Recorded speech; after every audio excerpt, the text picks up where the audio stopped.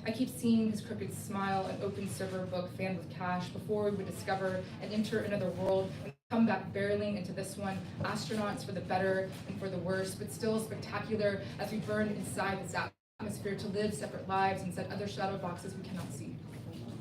I remember I said I hate you once when we were driving back to Nashville, our last long distance. I didn't mean it. I said it to hurt him, and it did. I regret that I was capable of causing pain. I think it's important to implicate the self. The knife shouldn't exit the cake clean. There is still some residue, some proof of puncture, some scars you graze to remember the risk. Wow. Those are for my people that have gone through divorce. Woo! That's a word. I wasn't going to read this poem tonight, but I felt so emboldened by the I'm going to read it. It scares me. Yes. I've heard Sharon Old say this, that she always brings a couple poems with her. She always brings one or two that scares her. Sometimes she reads them and she regrets it, but she never. You gave me good energy. I just want to give it back. Essentially, this poem, I was chasing a type of breathlessness, and so when you hear me read the poem, you'll notice like it's almost like a one shot. We started watching The Studio. Does anyone watch The Studio? And that like kind of like one shot. And this is kind of like, it was interesting to think about breath in a poem, right? And so this is kind of was chasing intentionally type of breathlessness. So I'm gonna take a sip of water because it's a doozy to read, but okay. This is Self-Portrait at Divorce. The day my husband left, I accidentally set off the house alarm and the dog finally curled into my chest like a warm croissant of cream fur, and you had replaced the trash bag for the last time and the recycling, and I walked into your office and I wept and wept inside your pillow on our bed. Oops, I mean my bed, a California king, our biggest bed yet. Because we wanted space for our long bodies to stretch and room for the dog display. And I put water in the dog bowl, and I told myself that I had to remember to do that because you had always done that simple task. And you often reminded me to do it when I forgot. And I didn't want our dog to die of thirst. And you left a cup of water on the end table by the couch we had picked out the year before. We just walked into an Ashley furniture store on a Saturday and sat on the first fake living room set and said, "This is us." Like we knew what we wanted, but we did that day. We did, and it was easy, which was rare for us. And I put your last cup of water to my mouth, and I guessed where your mouth might have been on the rim, and I pressed my lips to the glass. I had the nicest lips, like 2 pillows, you always said. And I kissed the cup and poured out the rest of the water into the sink, and it wasn't an offering to anything. And I put the cup in the dishwasher, and I started to tremble, and the house smelled like it was a train, but it was just the actual train that rumbles behind our house, I mean my house. And you called and told me you went to the hospital for chest pains, and I wasn't with you at the walk-in clinic, but you said I was still your emergency contact. And I slept on the couch that night because I didn't want to sleep in my big bed, and I wanted to grovel my way back to the complacency of us. I wanted to grasp the stomach of anyone, and I wanted the almost happy home we had. And I keep walking into each room, staring at the objects that we bought together, remembering fights at Target, laughter at Target, splitting up and conquering to-do lists at Target, and those little zapper guns they gave us at Target, we registered for our wedding gifts. And I haven't showered for days. I have a sourness to me, and the lids of my eyes are swollen like tiny beige water balloons from all the sobbing, and I wanted to end this poem with gladness instead of the sound of the knife drawer opening and closing, music of metals and cabinet wood jingle, and the clink of steel blades, and measuring spoons rustling against their edges and contours, and I didn't harm myself because I didn't want to harm myself. I wanted to feel the negotiation of pain besides the present pain, and I wanted the body. I just thought about it, and I think I am proud of myself today for sitting down inside the empty well of grief and looking up. I always forget to look up, and I didn't do it, okay? I didn't, and I still want joy at the end. But the day my husband moved out, it felt like the first full day of fall because it was. So when you kind of share, people always assume that poets are talking about, like, it's all autobiographical. And I will say I write very close to the bone, but I will say I think it's important that the poets write from a lyric eye, this kind of collage of personal and imagined experiences. And I say that to say because, I'm sure you've had this portion, I'd love to share some stories on the road. But the Q&A part of a reading can be a very treacherous landscape. Your instructions. Yeah. So this is my disclaimer poem now, it's called After the Reading. And so I say this now, don't be one of those people because I will add you to this poem. After the reading. After the reading, someone asked me if my husband left me or I left him. After the reading, someone asked me if there was a chance for reconciliation as I shoved a pulled pork sandwich in my mouth with Carolina Gold barbecue sauce oozing out the sides like neon yellow lava. After the reading, someone asked me if I still pray to God as I sipped fizzy Diet Coke and the ice cubes huddled and softly clinked around my upper lip, leaving a wet mustache. After the reading, someone said they had been divorced too and then scurried away in a way that I completely understood. After the reading, a woman told me I was worthy as if I was shattered, while I picked up the copious dollop of ranch dressing. After the reading, a white woman thanked me for my angry poems. I told her they were about my joy, and then she touched my forearm and said, no, they're about your rage, insisting. After the reading, someone said they cried, another gave me a kind word, thank you. After, I went home and changed into my cheetah print pajamas. I wrapped my hair and brushed my teeth. I got in bed and played a sci-fi show on my laptop. The actors on the show were trying to find a way to talk to aliens by using math and pheromones. I Googled the height of one of the actors. He is 6'4". I fell asleep while watching the show about the people in space trying to communicate in first contact. Intergalactic noises beeped and swirled around the room like bees.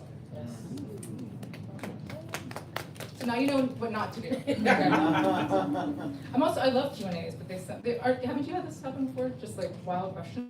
Yeah. It took me a while to understand that you don't have to answer them. I hate that it took me that long. Okay, I actually wasn't gonna read this poem, but then you mentioned Cardi B, so I was like, I gotta read my Cardi B poem. Now, she's only in here for a little bit, so when I start, you're gonna be like, where's Cardi B?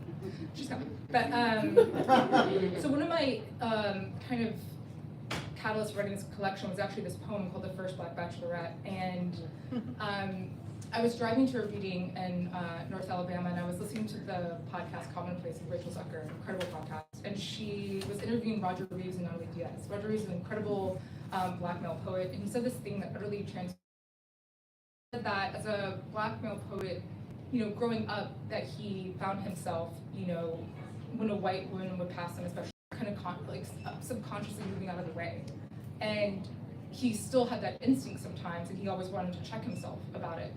And then he started asking himself in the second collection, wait, where am I doing that in my work?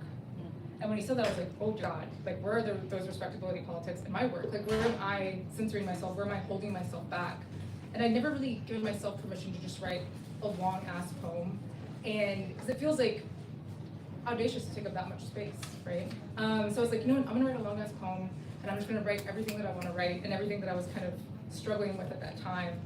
And I love my graduate school program. Actually, someone's here for my graduate school program. But it was also a difficult time because I was only the only black person in my cohort at the time, and the workshop was not a safe place for me at all. And so I was really wrestling with what does it mean to put Cardi B in a poem, right?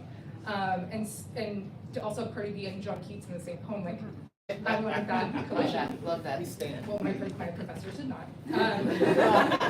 So this was kind of my way of, I think, sometimes you talk about the sonnet, maybe think about Terrence Hayes' American Sassy from my past and future song. You find the form you need to survive, right? And so this is my long poem, and it kind of is in sections. So if you can read taking like big switches, they're kind of in sections. So this is the first Black Bachelorette. When Brian was kissing Rachel and slid his hand inside her hair, her long, long hair, I wondered if he felt threaded tracks of weave and what he thought when he felt her weave. Was he startled or did he know? But when he reached for her, I felt his fingers on my scalp too. I did through the TV, I swear. I was wincing. My white guy doesn't like fake things, but I like my fake hair long, my real hair protected, my glory tucked and hidden, something easy and fast, and I'm hoping it will grow too. I wonder who does Rachel's hair in the show, blending her leave out with her natural hair, who slicks her edges down with good grease and a boar brush when the wind blows back her baby hairs. There was an episode once on The Fresh Prince of Bel-Air with the actress Tisha Campbell. The premise, they were on a date and stuck in a basement for hours. She stripped off her weave, fake nails, contacts, and eyelashes. She molted. Will then asks, now what else on your body can I get at the mall? RuPaul says we're all born naked and the rest is drag. Derek has a list of funny drag names and I want one. I want to be called what I really am or what I pretend to be, which I guess way is me, or someone who I think might be beautiful enough to be approached, discovered. Someone who doesn't have to pay for movers. Someone who walks into a party and doesn't have to be anxious because the privilege of their beauty makes them at rest and people find vacations in their faces. I require something fake, woven and glued, stuck to my body, but not of my body. How does a body even start? Sometimes my eyes feel thick and weird from fresh eyelash extensions. In the beginning, my head hurt, ropes of hair encircling my scalp tight, but you want it tight, she says. You want the cornrows so small that your fake hair looks passable, and hope you take the pain. It takes so damn long to be almost beautiful. I've sat in salon chairs all day with black women behind me, laboring and cleaning my mane. I like the pattern crop circles carved into my scalp right before the wefts of somebody else's Brazilian hair are sewn like human icing into mine, delicious. I want the fire to smell a type of threaten me and walk away. I want the fire to know I was already consumed, burned inside my belonging. There is a hankering, a hungry choir that craves money and porn, meaning my thoughts are well lit, staged, and faking it too. Even my soul is pre-oiled, fluffed, bleached, wax, nubile looking, staring down the camera to ash. The trick is looking like you like it, like you enjoy getting slammed, which is why I like being groomed, getting yanked, painted, cut, and plucked. I've been on all fours as a woman ripped me from my center, where I split in jeweled halves. I did not yell as I bit my lip, grabbed the corners. I enjoy how people look at me when they think I might be beautiful. I enjoy porn best when I think they might be enjoying themselves too. And there might be real pleasure at stake. But who can say really? Not showing pain gets you paid. And yet Rachel, who scratches your dandruff like tea cake in chapter 11 of Their Eyes Were Watching God? Who detangles and combs your hair with deep conditioner? Who wraps your hair at night? Has Brian seen you in your silk bonnet yet? You know it's real when you're riding on top with your hair wrapped. It takes a lot of money to look this trashy, Dolly Parton says. Lala Lamont says she was never ugly, just poor. I want my teeth fixed, but veneers are so expensive. I hide my coffee stain crooked things. Cardi B raps, got a bag and fix my teeth. Hope you hoes know it ain't cheap. So I try to hide the unevenness of my teeth when I talk, which means sometimes I don't talk when I can see myself. I try to hide the gaps and how sharp my teeth really are, how animal, how lower class, how cash poor my mouth really is. I don't look pretty when I come. My mouth open, my jaw slack and sideways pulling spit, my deadened eyes fixed on one object in the room. This time a chair, this time a corner, half and shadow. This time I just wanted to watch a black woman on TV fall in love for entertainment, for escape. The best cure for microaggressions is shitty TV, and again, yes. Ahmad says, for us American blacks, we are post-apocalyptic. The end is not near but behind us. We are what survived our 12 million enslaved, shipped, and spread. We are what was not hung, dumped, or flung from the zong, splashing and graveless, lest you think the ocean a tombstone. The ocean is not scared or sacred enough, but we out here, anyway, trying to save ourselves still sprinkling black pepper behind our feet as we run away. There is no north now. We find the drinking gourd within ourselves, guiding stars within our own black-lit blood we glow. Maybe it's true then that beauty is a type of survivor's guilt, a sackcloth I suffer and itch and injure from and for, or rather that I'm seen through sin. Dirty Hottentot is my body. I was such a terrible Lady Macbeth in high school. Her mania didn't make sense to me until it was activated in me when a man left me in my blood in 20s. There's a type of grief I carry, some dark, unwipeable thought, some liquid other, like my daddy's DNA, his thoughts. I'm trying to cover them with this talk of beauty. I'm repenting for something, I don't know what. I wasn't meant to be born, but ain't I a beautiful bastard? And doesn't everybody want to be cleaned by slices of gel light? Yeah, it's true, I want my eyebrows microbladed for $700. There are specific times when I don't want to be wanted. Number 1, at night. Number 2, when I'm alone. Number 3, at night when I'm walking alone to my car. 4, an empty parking lot. 5, a man approaches. 6, he sniffs me, knowing that familiar scent of pressure and piss from other men who have marked me too. 7, didn't they touch me because I was beautiful? Or did they sense what was easy to poke? I've always wondered what made a slave beautiful enough to be raped. What about their body made it worth it to commit a sin on what they deemed a damn body? Maybe beauty had nothing to do with it. Of course, it's always power. But maybe there was a type of sheen, lacquer on black bodies baking under the sun, funk from the field, the house slave dilating from room to room. A physiological scent that niggles, perhaps. How close desire is to a type of terror, owned and familiar. When I get ready with golden highlighter, is that what I am? What I accentuate? My cheekbone to sparkle in the spectral light of my dead belling inside me. The sparkle of dead slaves is forever in me, still so iridescent. Keats wrote, beauty is truth, truth beauty, that is all. I don't know what that means. I've had some dark thinking about the succinct finality. Even in class, I pretended to know what the poem was about when I would discuss ekphrasis and the Grecian urn with my students, telling them about art responding to art and how to make a static image sing. But even then, I was pretending. I don't want to be. Worst fear, a bunch of students would all point and call me a fraud. I once asked Mark, my professor in grad school, when I would stop feeling like an imposter. He said I would feel this way for the rest of my life, which I think is closer to some type of truth, which is attractive because it provides relief to know everyone might be just as insecure and afraid of others as me, and possibly watching The Bachelorette on Monday nights. Like when I found out on the podcast Commonplace, Sharon Olds loves the show too, I squealed because I wasn't alone anymore. I'm not writing for mastery or legacy. I couldn't care less. In fact, I might be writing against it, a way of talking back to beauty, back to the spoiled fruit on the altar of my body, to the pressurized gaze on my skin every damn day. I'm hyper-aware that I'm hyper-visible, says Hope Olayiwola, 20, from Newham, East London, the only Black biomedical student in her year at Oxford, who hasn't been broken by a touch, who hasn't been barbed by a glare. You can't write poems about beauty when the streets are full of racists and rapists and the president is a pussy gabber. I want to peg the canon. So I'm running back and forth between the house of silence and the house of shame, shouting over and over again with ink-stained fingers on days when I write which one day no one can touch me. Wow.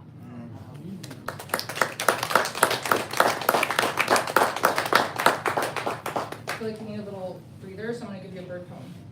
I only have one bird poem. I mean, birds do show up in my work, but this is like my only dedicated bird poem. It was the pandemic, so I'd be outside, and this bird popped up. I stared at cormorant. I stared at cormorant with its waterlogged wings spread open, drying off on a rock in the middle of a man-made lake after diving for food.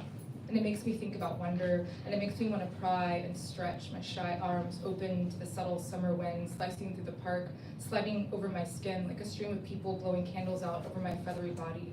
And it makes me think about my church when I was a kid, and how I lifted my hands to Jesus, hoping for surrender, but often felt nothing, except for the rush of fervent people wanting to be delivered from their aching present pain, and how that ache changed the smell in the room to money, and how I pinched my face, especially my eyes tighter, and I reached my hands higher, how I, like the cormorant, stood in the middle of the sanctuary, so exposed and open and wanted so much to grasp the electric weather rushing through the drama of it all, like a shout in the believer's scratchy throat.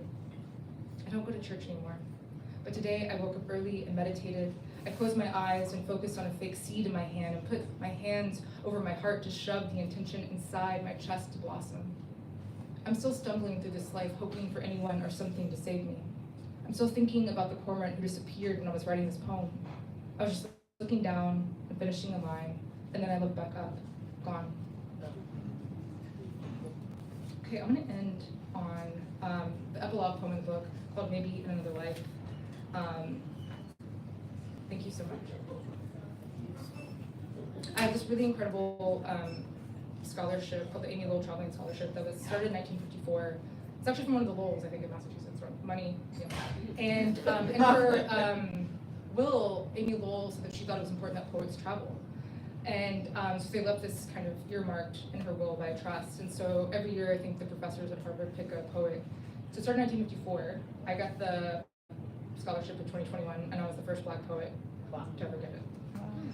Also with Amakojo, it was also incredible. But just think about that time. No one can do fast math. I don't know what that is. Sure, you know? Yeah, okay, no, right. Yeah, long time. But I was thankful. Thank you, Amy. Thank you, Amy. But this is my first time kind of traveling, abroad extensively. And so this took place when I was in Margate in the UK, maybe in another life. I think of the kids I may or may not have. I think about their hair, the possible dark brown curls, baby fingers tapping on my face. I haven't made up my mind yet, but my body is making decisions before I'm ready to make them. I can't seem to say what it is I want out loud. I can almost see all my different lives, almost taste them, like trying to catch the tail end of the cinematic dream before it evaporates. I want to capture it, a glimpse, sneak a peek at each distant future before the Viewmaster reel clicks. I want to follow the perfume of each life I could live and linger in it. The vanillas, milk leaking from my breast, the piquant odor of parenthood. The one where I am a mother negotiating happiness. The one where I am not a mother and still negotiating happiness, beauty, and rest. Almost 39 and I've never loved myself more, yet nostalgia wavers all around me, like a montage of mirages, muddling memories, complicating hope, making me miss things I've already mourned. The bargaining, ain't it a bitch? The bargaining aspect of grief, to constantly release that which I've already let go of, but how the water in my mind brings it all back like the flood current each day. And each morning in the ebb, I see the seafloor for what it is. Another landscape of loss and renewal, another augur deciphering the tea leaves and the tide pool, revealing the children I might never name, have, or hold. There is a finite number of eggs and books inside me. I am trying to release them. I am trying to mourn the possible futures bursting before me in a fantastic finale of fireworks bursting in my mouth like red caviar as I try to find the right words to say goodbye to little faces I can only imagine. I'm not sure what I want. Each decision seems to dissolve at the edge of the beach, softened by the watercolor cream of winter floating above the same shore where Eliot wrote The Wasteland, after a mental breakdown, 101 years before me, writing, on Margate sands, I can connect nothing with nothing. I keep looking at the gentle waves for answers without trying to make another metaphor. What if the image of what I'm feeling is too heavy to be carried over into language? Maybe in another life you get to live out the lives you've imagined. Maybe in this life, I become who I am by not knowing. Thank you.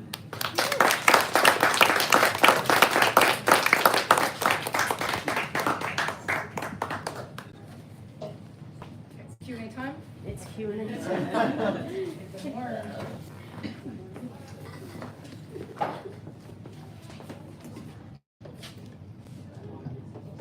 Beautiful. Thank you, Tiana and Porsha, for sharing such gorgeous work with us in this space.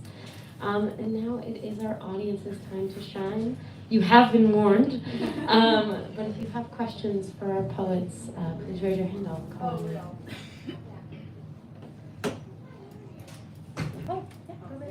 So, this is for both of you. So, in your readings, you both mentioned different styles, like types of poetry. When you're writing, do you have a style in mind that you're trying for, or do you kind of just let the subject guide it? Is this on? Right. Oh, you flick it up. Yeah, sorry about that. By style, you mean like a form or? So I don't know a lot about poetry, but you mentioned like epigraphs, you mentioned like sonnets, you mentioned like duplets, or like Yeah. I in high school I had an incredible creative teacher named Bill Brown, and he was like a retired hippie and really grew up in that Frank O'Hara, Ginsberg, the Beat generation. So I grew up, my first initial instinct into poetry was a more kind of free verse, tumbling style. And it wasn't until I got to grad school where I had to write in form, and I was terrified. I'd love to hear like you approach form. But I also got curious of like why I had so much resistance, and the truth was I was afraid that if I wrote a traditional sonnet or traditional sestina and I didn't do it correctly, that somehow I was like not a poet, which was obviously false. And I think I was also dealing with, coming from a background where I just wasn't introduced to those forms, and I wasn't an English major, and I just felt all this fear. And I was like, you know what, I want to face this and I want to figure this out. So, for example, like with the sonnet, I was like, okay, sonnet, like, what are you about? And it was with Carl, I got to work with Carl Phillips at Breadloaf, and he said something that changed my life. And he was like, let's look at the sonnet. He's like, let's look at the psychology of a sonnet. He's like, let's just kind of get under the hood. And he was like, it starts with a problem, and then we have a turn, and then there's kind of a distinct finality. And the truth is, like, pretty much all literature has that kind of three-act play, right? Or like you said with the duplex, you can have multiple voltas, right? And so when he kind of broke down the form, I wasn't as afraid of it. And so I think for me, like, rethinking form, and then also when I started writing into form and sort of breaking it, that was also so exhilarating for me. So I have in the book, I actually have a broken sestina, I have a broken ode, and for me that's really an interesting space where form can inform content. As far as chicken and the egg of what comes first, sometimes I'll have that palimpsest idea of a form, but for me, I always say that each poem is like you're creating a story. Like each poem has its own logic, each poem has its own personality. And if anything, I'm trying to get my ego out of the way to let that poem reveal itself to me. So often it's if I can get my ego out of the way and I can see what the poem wants to be, and if I can listen and be patient enough, then I'm like, okay, do you want to be on it? Do you want to go this direction? But I sometimes have that initial spark of like, okay, with that long poem, I had that conceit of thinking about The Bachelorette was the first Black Bachelorette, and then it's just like, I have a very discursive mind, so it's just like following the leaps after that. Thank you for that question. I would say, yeah, similar. I'm like naturally drawn to free verse, or, I really just believe that you have to get the poem out first, or like on page first.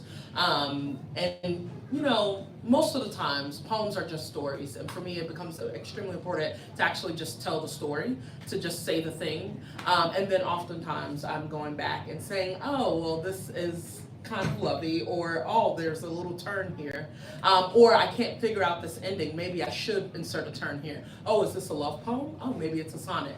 I will also say that I'm slightly obsessed with form, It's my positive obsession, if you will. And primarily because I had spent a lot of time thinking about water and the Black diaspora as a kind of womb or birth space for Black folk. And then I had began to get a little bit obsessed with doing to poems what water does in general. And so for me, that comes across as a kind of manipulation of language. Of washing away, of returning, and et cetera, and so forth. And so sometimes that means like leaning on forms that do similar things that water does, or it means making up a new form or playing. And every poem has its own form. So regardless if you're playing with traditional form or otherwise, there already exists a form there. So sometimes I'm deliberately attempting to do what I believe water does. And sometimes that's rearrange or return or et cetera. So.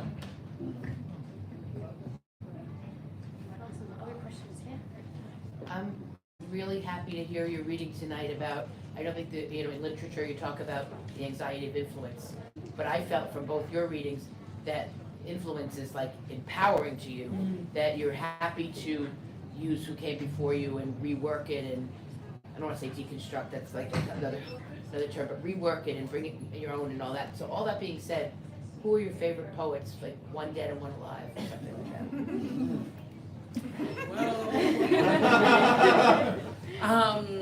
I said it plural. Yeah. In case you need to say more than one. Yeah, I would be remiss if I did not just think about all of the people that I'm currently writing with. I think always those are my favorite poets because they see me and I see them, right? And my work exists in conversation oftentimes with them. If I have to name names, I have to say my wife, who's really, in fact, an incredible poet and goes by the name of Crystal Valentine. And if you don't know her work, she is my editor and my friend and oftentimes a muse, but also just really incredible poet. And then June Jordan. I find myself most inspired by June Jordan's work, her activism, the way in which she holds the world. And I think oftentimes I'm trying to live my life in a similar fashion. My favorite June Jordan quote was, "Poetry is a political act because it involves telling the truth." I always think about that.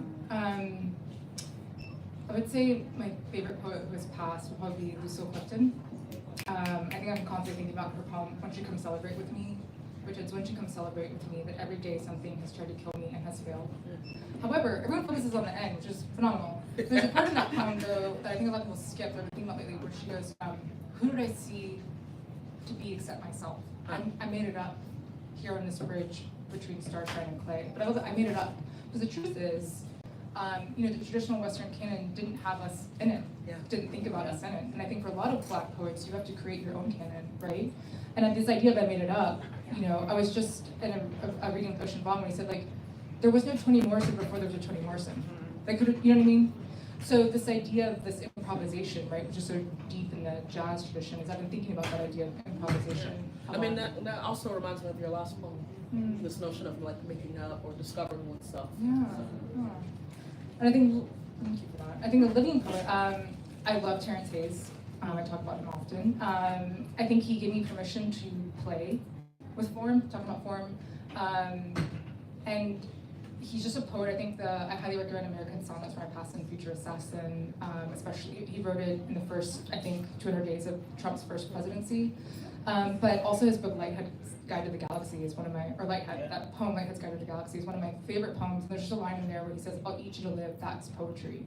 Which for me, like, poetry has always been a means of survival, which is going back to speaking to, like, the reason I have that line in that one poem where I'm not writing for mastery or legacy, because I had a professor in grad school say, "Tiana, you can't put pop culture in your poems, you can't have a timestamp. What about legacy? What about mastery?" And I was like, oh wait, I don't care about these things. Like, when you think about poetry as a means of survival, or if you grew up in a way, like for us, like, there was no thinking about the future. Like, if we had a pizza that had to last like all week, or there was an immediacy, there was an urgency, like, I'm trying to talk to you now, I'm pulling in the world now. And isn't every writer responding to the world around them? And what is this, like, I don't know, this concern that having pop culture in your work somehow makes it lesser than, or something, you know what I mean? I just reject all of that, so. That's true, because even in like Dante, like he brought in, right? Of course. And he brought in, people break it down later later, Yeah. right? Like, Yeah. So someone will footnote your cartoon. I'm like, we all had to look up for Chaucer. And you all had your teachers explain Shakespeare to you. You don't read Shakespeare plain in high school and understand it. Why can't they look up the references that we make? Yeah. Why can't they do that work? I don't know. Thank you. We do have time for one more question. I'm just curious, No, Oh, I'm got it. so how old were you each of you, when you figured out that poetry was the way to go, and how did you figure that out? Oh, wow. That is, I mean, I am today years old. No, I'm just kidding. In part, right? But almost, I want to say I like started out reciting with recitation, right? Probably when I was 8 years old, I just